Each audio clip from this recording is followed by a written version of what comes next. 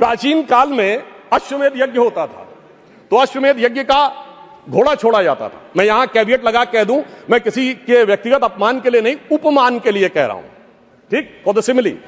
Sir वो जब छोड़ा जाता था तो जहां जाता था वहां विजय का मार्ग प्रशस्त कर देता था, पर इनके पास एक ऐसा अश्वमेध यज्ञ का घोड़ा है जो जहां जाता है पराजय का मार्ग प्रशस्त कर देता है। और मैं यह भी कहना चाहता हूं, सिर्फ हमारे नहीं, भारतीय जनता पार्टी से नहीं, सर केरल में तो हम नहीं है, सत्ता में कभी नहीं आए।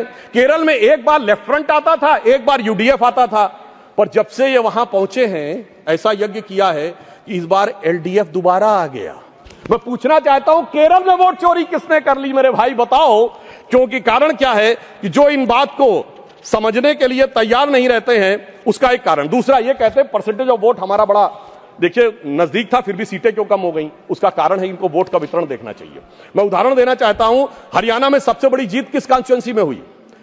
हुड्डा साहब नहीं जीते, फिरोजपुर जिरका में मम्मन खान 98,000 से जीते। झारखंड में सबसे बड़ी जीत कहां पे हुई?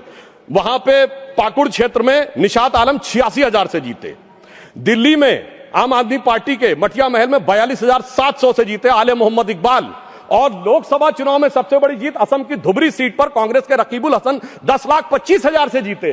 तो मैं इनसे कहना चाहता हूं आपका वोट का वितरण समान नहीं है, कहीं कहीं ज्यादा गहरा है।